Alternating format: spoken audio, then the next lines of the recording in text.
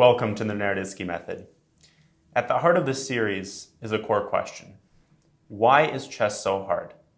Why is chess improvement such a difficult, torturous, thankless process that so many chess players seem to struggle with? Why is it that an ambitious player could spend weeks solving tactical puzzles, hours at a time, solving different types of studies, only to come to a tournament and blunder a knight in the opening in the first round? Why is it that an ambitious chess player might study endgames, theoretical endgames, for hours and weeks at a time, only to come to the board at a tournament and forget exactly how the Philidor position works?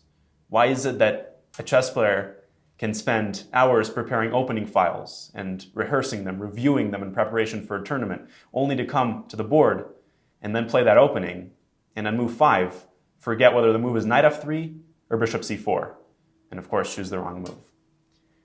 This series attempts to answer that question. Now, a lot of chess players, in my extensive coaching experience and playing experience, have come up to me with similar types of questions.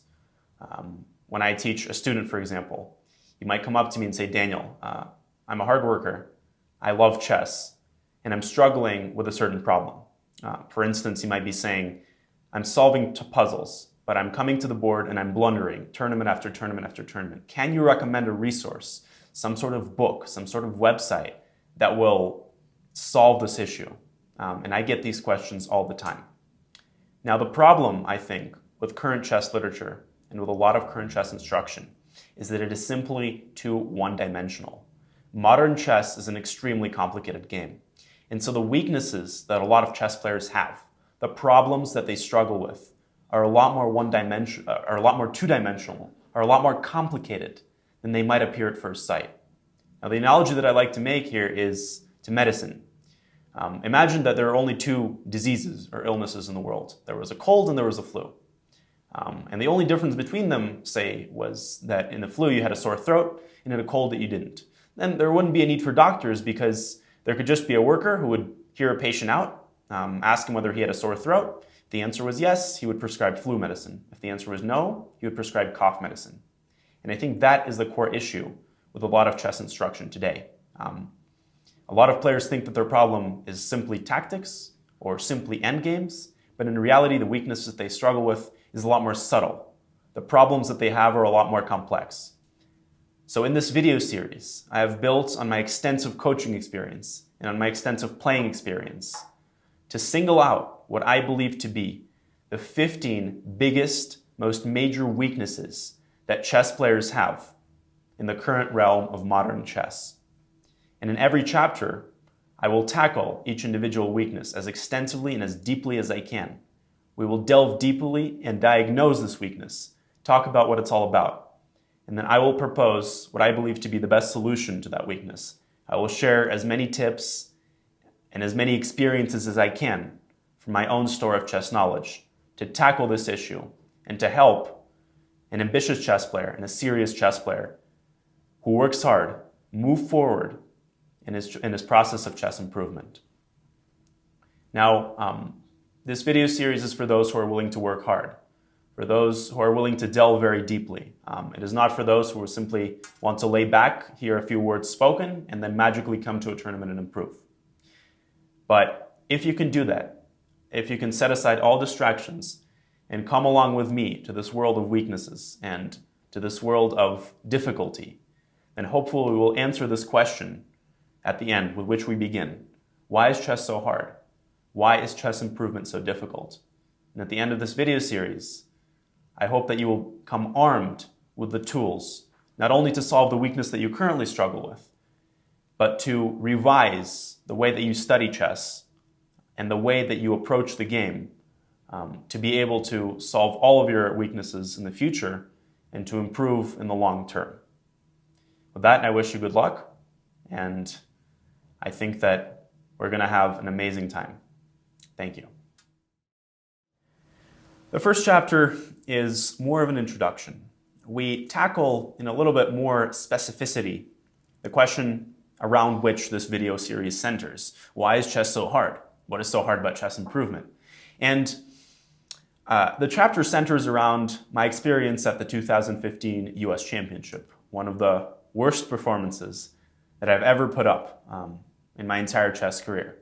And I will use that experience to tackle this question in a little bit more depth and to prepare you, and maybe a little bit to prepare myself as well, for the challenges that will come when we actually start addressing specific chess weaknesses. All right. Welcome, everybody, to the Naroditsky Method number 2. Since this is the first chapter, I'd like to spend a little bit of time just bringing everything in, introducing this a little bit, and then without further ado, we're going to delve into kind of the meat of the matter. So thank you very much for taking the time out of what I'm sure is a very busy life to purchase this DVD, or if you downloaded it, then that's fine too.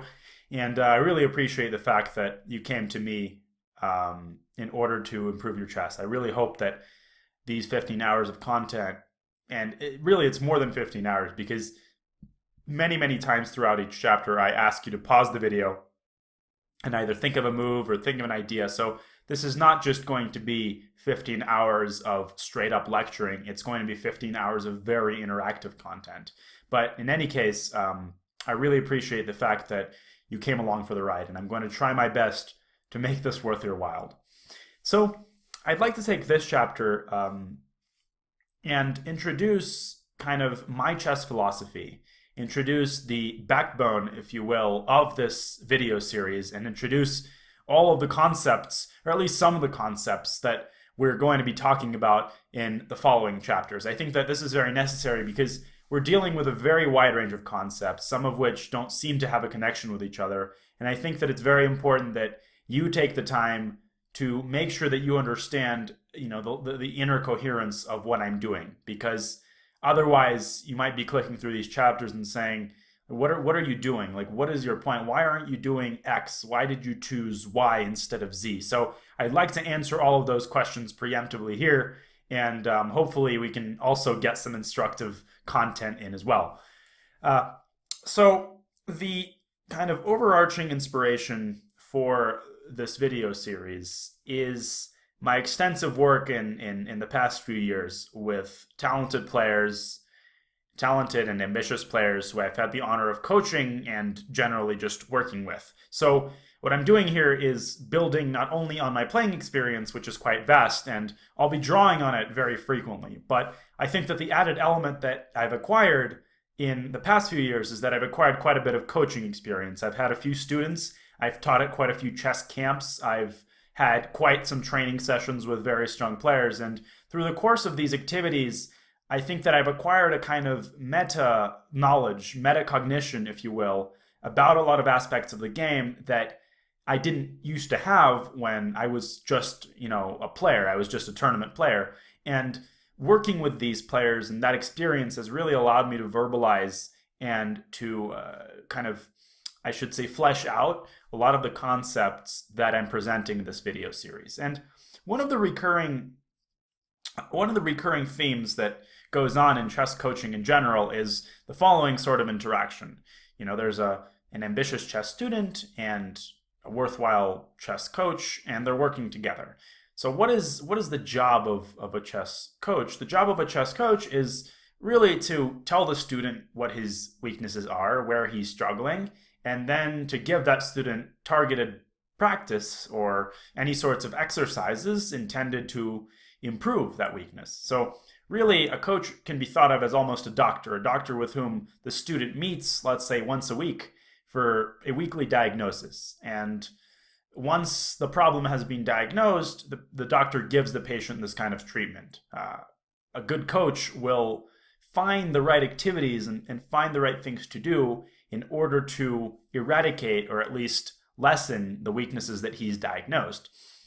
And a lot of the time, I think that when you think of the concept of weaknesses and when you think of chess improvement in general, I think that the entire picture has been, throughout the past few years, vastly oversimplified. And that's really the inspiration for this video series. I feel like when people think about what they don't do very well, when people think about what concepts within the realm of chess they struggle with, I think that this mechanism of diagnosing a given problem has become vastly oversimplified. And the tools that a lot of chess coaches bring to their students, and a lot of the training techniques used by these students in order to try and eradicate these quote unquote weaknesses, are also very ineffective. So, the guiding question that I'd like to ask as we begin to revise this sort of process of diagnosis is the following. Why is chess so hard? If you watched the introduction, the formal introduction, you've already heard this question about 15 times, but I'd like to ask it a 16th time now that we've gotten a little bit more concrete. What makes the process of chess improvement so difficult? Because if we take the model of diagnosis, then improvement should just be a matter of the amount of time you spend. Because if you have a pretty decent chess coach, or you yourself spend, quite a little bit of time analyzing your own games, then how hard could this process be? You look at your games, you figure out what it is that you don't know, or what it is that you struggle with. Let's say it's calculation or tactics or positional chess, and then you take that concept and you improve your understanding of it. So it seems that the process of chess improvement should be rather formulaic. It's almost like you're trying to get fit, which is not an easy thing to do, but it's not necessarily a hard thing to do because it's hard to find the right exercises to do. No, it's just hard to do because we have to get the willpower to go to the gym and lift weights every day, and that's where the difficulty lies. It might seem that chess represents something similar. The difficulty lies not in diagnosing what your problems are, but in actually investing the time necessary in order to fix these problems. And I think that this intuition is very wrong, okay? So in the course of working with all of these very talented players, I've come to understand that weaknesses, when you think of the word weakness, or when you think of the word mistake, these weaknesses that a lot of chess players have are usually a hell of a lot more specific than they think they are.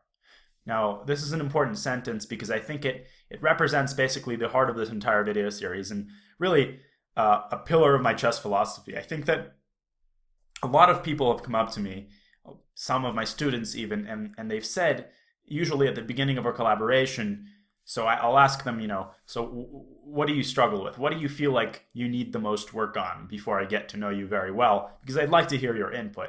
And I often hear students tell me something along the lines of, I'm bad at endgames, or Daniel, I'm really bad at tactics, or I'm bad at calculation, or I don't understand positional stuff, or I'm bad at middle games, I'm bad at openings. All of these overarching concepts, and I hear these phrases time and time and time again. I'm bad at fill in the blank.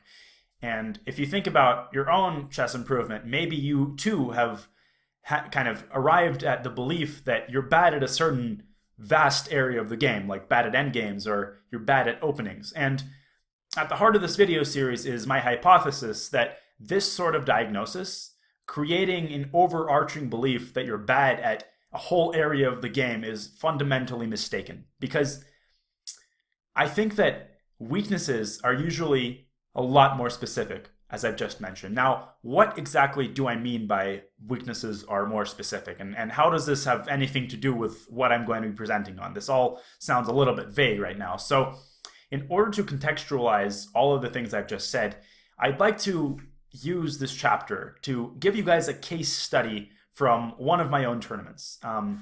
This was probably the worst tournament I've ever played in. It was an intensely painful experience at the time, but this tournament alone taught me a great deal about the art of introspecting and the art of diagnosing oneself. And I think that my experience in this tournament and my experience analyzing the games really formulated a lot of my teaching philosophy, which you are going to see on full display in this video series. So the tournament that I'd like to run through is the 2015 US Closed Chess Championship.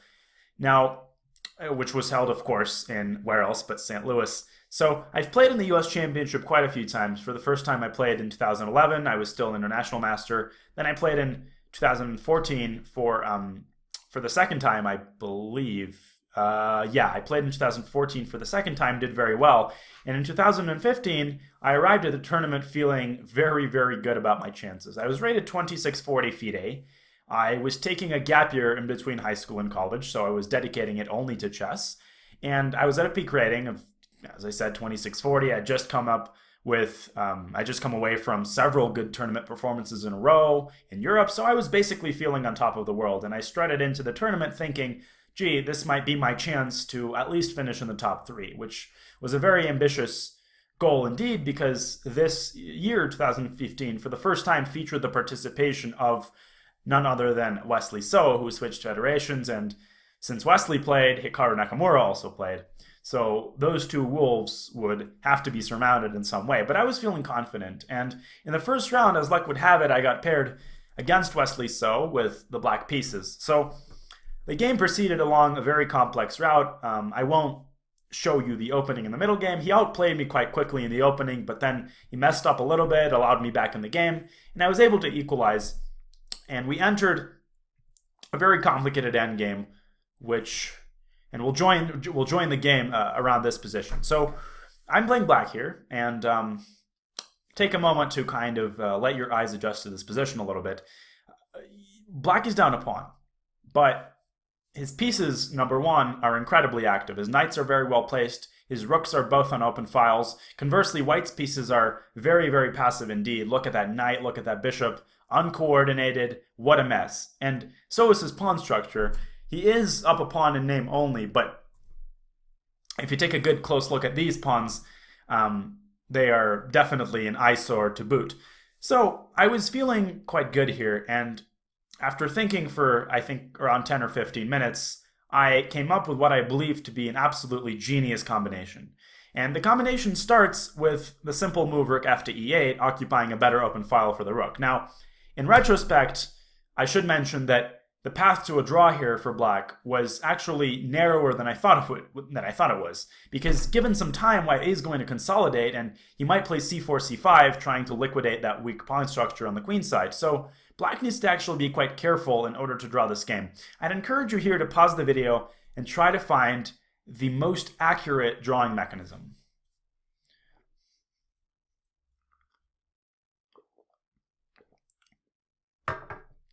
So hopefully you're able to find that the correct first move is knight a5. Basically, you're targeting that pawn on c4 as quickly as you can, and this move seems to fail because after bishop d4, white creates this very annoying pin. But in true computerist style, the knight simply returns back to c6, and white has nothing better to do than simply to play bishop e3, because if he wants to play with fire, he can take my knight, but this sort of a position is probably already slightly better for black. Now I'm going to put a rook on e8, and rook e3 is almost never going to be possible because of this threat of rook takes d2 check, followed by knight takes c4, recovering both the pawn and then picking up the rook. So this would have been the simplest path to a draw. Wesley just would not have anything better here than to bite the bullet, and that would have been a very good performance in round one indeed. But I was hell-bent. I was so confident in myself that I just knew that this combination which I had in mind worked. I played the move rook f8. Wesley responds with rook f1, bringing the rook into the game. Here I make, whoops, not a5, that's not a very good move. And here I make the move knight to a5. Now, basically I've taken the sting out of bishop d4 now that the knight on e5 is defended. However, I've granted white an extra opportunity to defend that pawn on c4 with the move rook to f4. Now, I'd seen this, of course, and in this position, I planned a really, really elegant combination, which starts with the move knight e takes c4. So what's the point? White has two ways to recapture the knight. Recapturing the rook is very clearly bad because of rook takes d2 check, and black is the only one who can play for a win here. Which means that white has to recapture with the knight, and here I make the very nice intermezzo move g5. So what's the point? The point is that if white now takes the knight, then I'm simply going to be take the rook, and I'm going to be completely winning because all three of white's pieces are hanging and he's not going to be able to save all of them. And the move that I was expecting from Wesley here is simply rook f5. And I thought that after knight takes c4, he's going to take on g5. I'm going to tuck my king away somewhere, maybe to h8. And black has completely adequate compensation for the sacrificed pawn. In fact, again, white needs to be a little bit careful not to lose even more material here. And after something like king f2, the game ends in a very quick draw. I'll take that bishop, put in a rook on d2, take the other rook, take the pawn, and it's time to shake hands. Black's active rook guarantees guarantees him at least a draw here. So this is what I calculated, and lo and behold, after I actually played knight takes c4, actually played g5, I was horrified to realize that I had missed something. So set this position up on your board and try to find what I had missed in this position.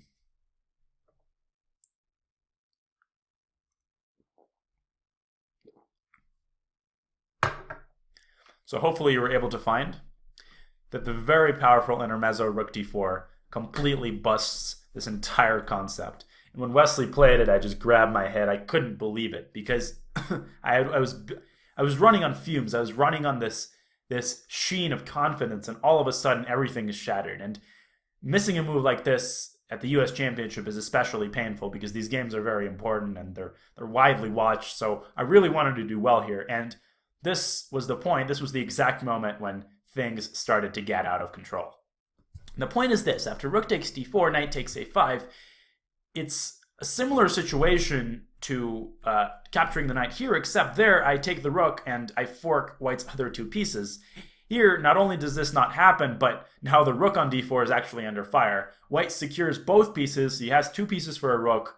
I've given up a load of material, and more importantly, what's going to happen is that this knight on a5 and this bishop on e3, they're a little bit uncoordinated right now, but once they leap into the game, they're going to be absolutely unstoppable. Black is almost lost here, and I basically went down without much of a fight.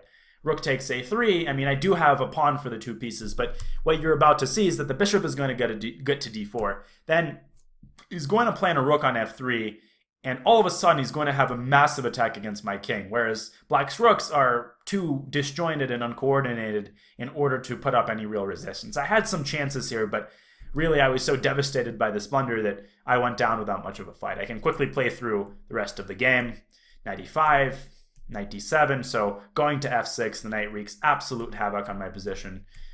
Here he goes to e4, takes a pawn, rook g7, takes another pawn. Now he is the one who's up a pawn, and after b5, rook a6, I simply resigned because, in addition to my other problems, I am simply losing a rook after king h7, knight f6 check. So this was a very painful game, and after the game I was very upset, but I thought, okay, blunders happen. It doesn't matter how confident you are or in what kind of form you are. Blunders happen. It's okay. Let's move on.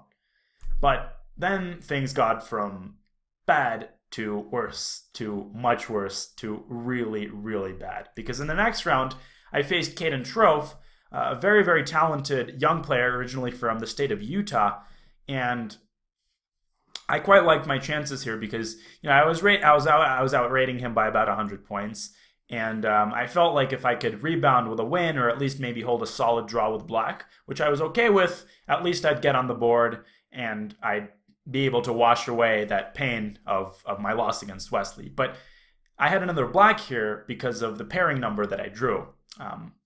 Life kind of tip, pro tournament tip. In round robin tournaments with 11 players, or 12 players rather, somebody is always going to have two whites in a row in rounds 1 and 2, and somebody conversely is going to have two blacks in a row in rounds 1 and 2. I think mathematically that makes sense. I'm too lazy right now to think about mathematics, but there's always going to be these two people, and I happen to be the guy who had two blacks in a row.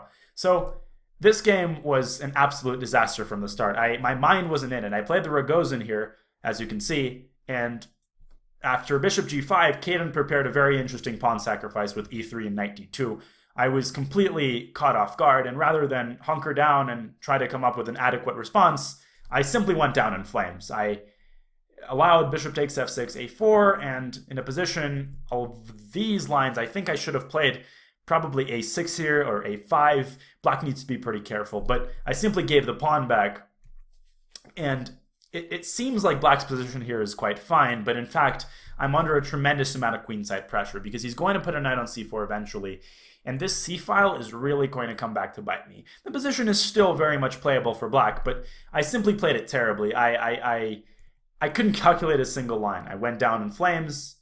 Caden repeated moves here, played a very nice move, bishop a6, transitioned into a much better endgame, and he completely crushed me. I don't want to go through the rest of the game. Suffice it to say, let me just fast forward, I guess, to the ending. He won a bunch of pawns and converted seamlessly into a victory. So this was another blow, another loss, and I found myself with 0 points out of 2. In round 3, I had basically theoretically forced draw against Sam Shankland in a Grunfeld. And then in round 4, another draw based on preparation against Samuel Sevian. And then in round 5, I was facing Hikaru Nakamura. Now at this point, I have 1 point out of 4 games. I'm playing Hikaru Nakamura himself. This is the first time I'm meeting him at the board. And I was determined to turn my tournament around because I finally have the white pieces for once. I have it against someone who is a legendary player, but nonetheless is very much beatable. I felt like if I got off to a good start in the opening, I like my chances even against Hikaru. But the game proceeded initially along very favorable lines for me. We entered a dragon, Hikaru made an inaccuracy with rook fc8, and at some point he was forced to sacrifice an exchange, which is very, very dubious because I'm able to keep all of my pawns, and I literally have an extra exchange for compensation that is rather dubious in the endgame. And believe it or not, I was able to lose this position in less than 20 moves. The computer evaluates it as clearly better for white, but the way I played this was absolutely disastrous. So it starts off okay, and in this position, rather than, once again, take some time to think about the proper plan, a very strong move here would be rook b1, intending to eventually remove this bishop from b3, and then to target that pawn on b7. Basically, white has 2 rooks, black has 1 rook. You want to exploit that, and that's what I should have done. But instead of this, I lost my mind completely. I played the move knight e2, allowing bishop b5, and all of a sudden I was like, what the heck did I just do? Allowing the bishop on an excellent square and basically pulverizing a lion's share of my advantage. And the position is still about equal, but I was completely aimless here and allowed my position to completely collapse. After knight c5 here, I'm already in quite a bit of dire straits because knight a4 is a very, very strong threat that I can't do anything about. And I simply melted down here. I didn't put up any serious resistance, and in just a couple of moves, as I quickly fast forward through this disastrous game, in just a couple of moves, I was forced to resign. Hikaru played it very well, of course, but in this position, Hikaru has the unassailable threat of rook b1 checkmate. I gotta give up an exchange to stop that, and I decided to resign. So I think that you get the point here. This tournament was a disaster, and I ended up actually winning only 1 game. I drew the next against Gareev, then I lost another one to Ray Robson, and just out of curiosity, I'll show you this moment that we had. I was losing in an endgame, eventually swindled him to this position where I have the white pieces. The move queen f8 check leads to an immediate perpetual check. King h7, queen f... Nope, not queen g7, but queen f7 check. This is a perpetual, and by doing this, I would have swindled a completely lost position. But instead of this, I made an absolutely unthinkable move, queen h8 check, which enables black to get out of the perpetual with queen h7, and I completely missed that after queen g6, queen h8 check, the king has a square on g5. So, and after king g3, I threatened mate on h4, but the king escapes via g6 and g7, and I lost this game too. I beat Conrad Holt, and then I lost another game to Varjan Jacobian. So, by every stretch of imagination, this was simply a disastrous performance by yours truly. And when I came back, 26 points, 26 feet 8 points thinner, but, a little bit more experience. What doesn't kill you makes you stronger, right? When I came back, my first inclination was that I need to diagnose the problem. I need to figure out what the heck happened in this tournament so that it doesn't happen again. And at first, I was very tempted to draw this kind of overarching conclusion that I've just spent a little bit of time talking about, which is this. Either I'm bad at calculating, or I spent this entire tournament not focused enough, so I need to work on my concentration. Or maybe it was just that I don't even know, I didn't find good resources for myself or for my opponent. So I was really, really tempted to make this juicy, actionable conclusion that I'd be able to work on. But the more I looked at these games, the more I became a little bit confounded, because what was happening was that every one of my mistakes seemed to come from a different area. It wasn't that all of my mistakes belonged to the same category or were of the same type. I was making very different mistakes in every single game. So just to remind you, in the first round game against Wesley So, my mistake was purely tactical. Now, one could attribute this to a share of overconfidence, but really the nature of my mistake was tactical. I initiated this combination with knight takes c4, followed by g5, missing this beautiful intermezzo rook d4. And after rook takes d4, knight takes a5, the position is lost. So my first round game was garden variety, one could even say, tactical blunder.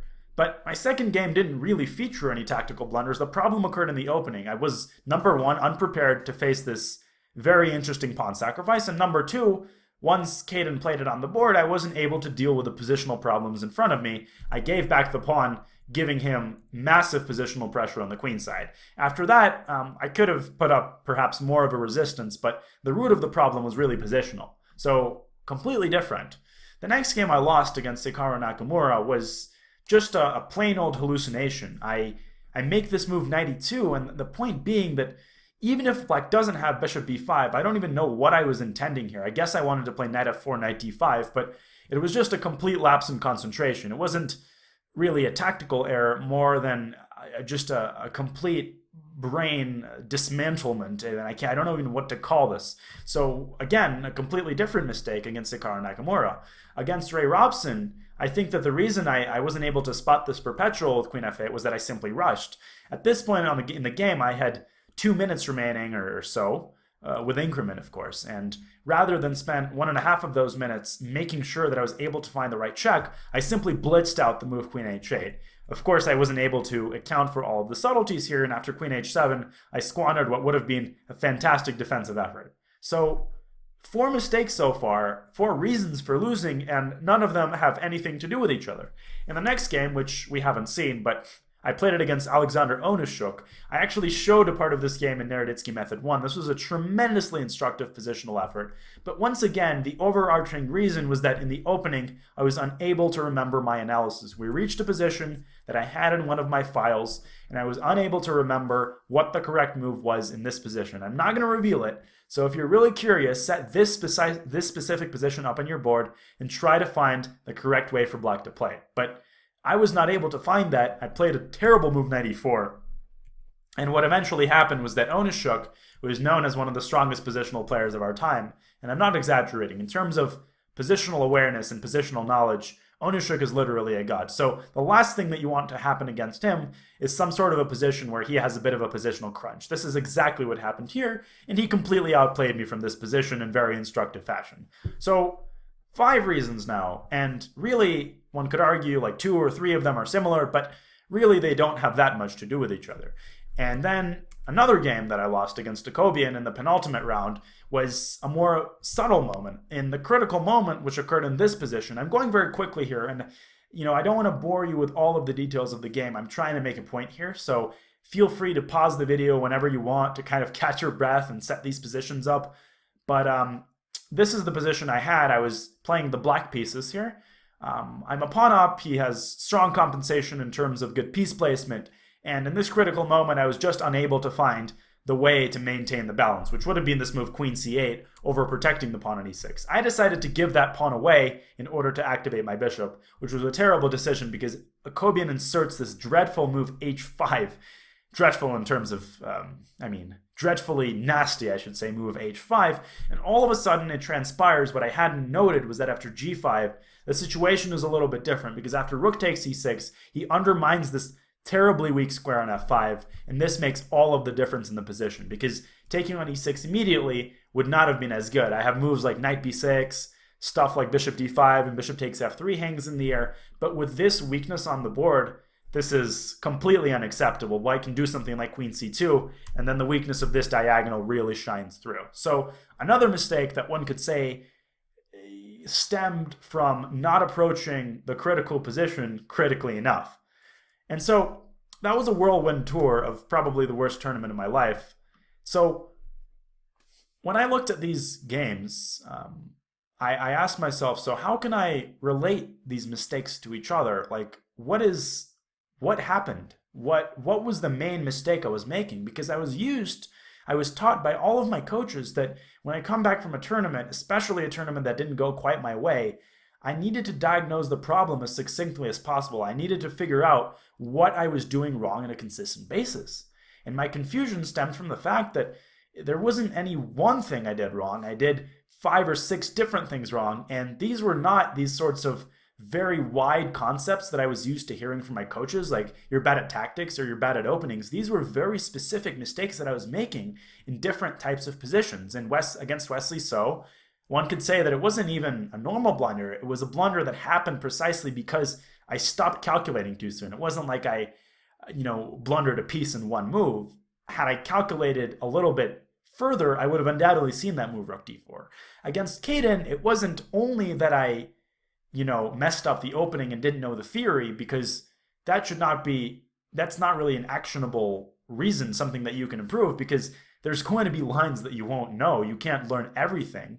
So one could argue that this was a more subtle mistake, a mistake in my understanding of the opening. I didn't quite grasp the fact that once I give back that pawn and open up the c-file, white's pressure is going to be vast. So notice that my mistakes here, as I'm diagnosing them, are a lot more subtle than these vast kind of generalizing statements like, oh, I played the endgames badly, or I didn't calculate well. And I'm hammering this point again and again because this is really the mainstay of this video series. And this tournament, in part, inspired the way that I crafted this series. Because I think that one of the most damaging things that people do is that when they look at their own games, when they introspect, when they try to improve, they assume that they need to work on these global concepts, that they struggle with these global concepts like tactics or endgames, whereas in reality, their weakness, if one could even call it that, or the mistakes that they tend to make are 10 or 15 times more subtle than simply being bad at endgames. They're driven not because someone can't calculate per se, but maybe they're driven by something more subtle. Maybe, for example, person X diagnoses his problem as lack of good calculation. But in reality, his problem is not that he can't calculate, because given the right position, he very much can. Maybe the issue is that in certain positions, he tends to stop his calculation too soon. It's not that he misses moves for himself or his opponent, it's specifically that he stops calculating prematurely. Or maybe person Y diagnoses his problem as simply bad positional understanding. But he says to himself, well, how do I improve bad positional understanding? Positional chess is so vast, where do I start? And that would not be a very effective diagnosis. And maybe a better coach or a better student of his own games would look at his games critically and say, gee, it's not that I don't get positional chess in general. I read my Naroditsky, I know all of these positional themes, but I specifically have a problem with figuring out where to place my pieces in critical moments. Okay? Notice the difference between this and just telling yourself that you're bad at positional chess. And maybe person Z looks at a tournament and finds that he lost a few games in the endgame. And his logical conclusion is that he sucks at endgames. He tells himself, I suck at endgames, but what do you do about sucking at endgames? Do you read Dvoretsky's endgame manual from cover to cover, a feat that I don't know anybody who's achieved? Or do you set up some training positions and play them? What do you do with this diagnosis of bad at endgames? But maybe a more subtle way to approach that would have been looking at these endgames and figuring out exactly what was going wrong. Was it general endgame misunderstanding? Or maybe you can become a little bit more subtle. And maybe person Z can notice that he struggled specifically in theoretical endgames. He could have reached the Philidor position in a couple of his games, but he didn't know it, so he messed up right at the doorstep of a draw. Or maybe he finds that he knows endgame principles in general. He feels comfortable when he solves endgame positions on his own, but during the tournament game, he tends to rush in the endgame. He tends to play very quickly. And finally, maybe person A finds that he really didn't have any chess problems at all during the tournament, but a lot of his mistakes were driven by time pressure. And he says, well, that can't be a real reason. I need a chess reason for why I struggled. It can't just be time pressure. But my point is that it can. And that diagnoses and chess improvement is not this process where you take a global theme like positional chess and try to tackle it all at once. Chess improvement needs to proceed at a very subtle level. This is especially true when you're trying to diagnose your own weakness. And the heart of this video series, the point, what I'm trying to do here, is I'm trying to isolate very, very, very, notice how many varies I'm putting there, very specific types of mistakes and weaknesses, common things that people do. But these are not the garden variety weaknesses that you may have heard of in the past, like Chapter 1 will not be positional chess, and Chapter 2 will not just be the opening. They will be a lot more subtle than this. They will be stuff that you might look at and kind of furrow your brows in confusion, because you might say, I never really thought of it that way. How specific? Why are you getting this specific? I don't really know about that. But that is exactly my point. The more chapters you watch, and the more you observe how specific and how subtle these chapters' names are, the more you might realize that the way you've been approaching chess improvement in general has been faulty. And that might be the reason why you're encountering a chess slump. It's not because you're not working hard, it's because you're working on the wrong thing. And more specifically, no pun intended, it's because you're not specific enough. And the way that you perceive yourself as a chess player is way too one-dimensional. So I realize that I'm talking a lot right now, and all of this might be hanging in the air a little bit, if you will. So the more you start watching, the more you'll start realizing exactly what I mean by all of this mumbo-jumbo. But for now, to close off this introduction, I'd like to give you guys a sneak preview of exactly what are the sorts of things that I'm going to be talking about. What are these subtle weaknesses that I'm going to be covering? Well, in planning this out, I chose 14 of these very specific weaknesses that I think modern chess players struggle with the most. And the second condition that I tried to fulfill was that every chapter deals with a theme that I believe to be inadequately or flat out poorly covered in chess literature. So what you won't find here is something like recognizing tactical motifs or recognizing the pin, because I think that there's plenty of material on just straight up finding tactical ideas. But one of the chapters concerns common mistakes that we make when calculating, mistakes that you might not have been aware of in the first place, but that you make regularly. Or another theme is, another chapter name is tactical ignorance. And what do I mean by tactical ignorance? I mean not simply blindness in the sense of missing tactical possibilities because you weren't aware of that theme, but rather how to train your mind to look for tactics at the right moment. That chapter is not concerned with flat out tactics per se. It's concerned with training your brain and rewiring your neurons in order for them to start firing when a tactic or when a combination is present in the first place.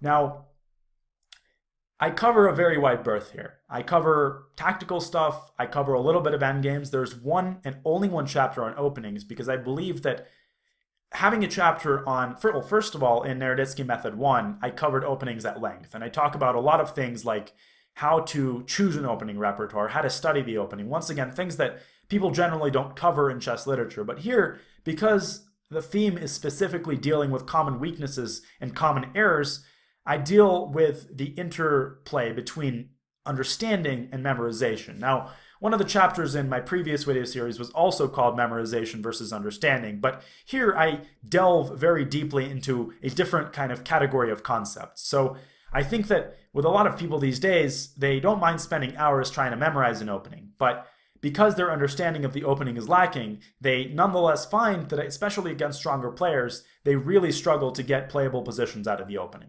So I cover just that one thing in the opening. Really, the emphasis is on general chess weaknesses, especially with regards to the middle game, because, well, middle games are really, really darn important. And I cover a berth in terms of positional chess and tactics and calculation and things right in the middle, like piece placement. But that's not all. I also cover less tangible concepts, concepts that I think have been entirely neglected by most chess players, but that nonetheless constitute the main weakness, as I see it, of a great many chess players. Think time pressure. How do you play against your opponent's time pressure? What is the proper way of exploiting your opponent being low on time? And on a related note, how do you manage your time? How do you avoid getting into time pressure? What are the various cues that you can use in order to realize that you're getting into time pressure? And once you're in time pressure, how do you play? Because a lot of people get into time pressure and have no idea what they're doing. They blunder the game away. Whereas if you look at these concepts a little bit deeper, you'll often find that there exist these very clear methods for dealing with stuff like time pressure. Okay? So I talk about time pressure. I talk about things related to pure chess psychology, how to fool your opponent, how to avoid the temptation to trust, quote unquote, higher rated opponents, how to recover from chess disasters, because most chess literature is concerned with actually avoiding disasters in the first place and avoiding mistakes and blunders. But how do you, given the fact that you've just blundered, what is the proper way of psychologically and objectively recovering from that? So I don't want to belabor the obvious here, and I want you guys to actually click the next chapter and start watching. So I'm going to conclude by saying, once again, thank you very much for joining me. I really appreciate the fact that you chose me above all of the other resources that are currently available in today's competitive chess market. But let's return very briefly to the question that we asked ourselves at the beginning. What makes chess so hard? What makes chess improvement so hard? In my opinion, improvement doesn't have to be that hard if you treat it correctly. But my point, and the point that I'm going to extend and flesh out and hopefully resolve by the end of this video series, is that most people think of chess improvement in fundamentally a wrong way. They think of it in terms of these overarching concepts, whereas the more specific you can get in terms of your chess diagnosis and what you actually work on when you train, the better you're going to become. Now, if you want context to all of these words, then it's time to click the next chapter. Thank you very much for joining me on the journey. I wish you the best of luck. And one last thing, really take this very seriously. I put my heart into this video series, and the one thing I expect from you is to do the same. When you're watching this, no distractions, no nothing. You are only going to extract benefit from this if you zero in and concentrate 150%. Good luck.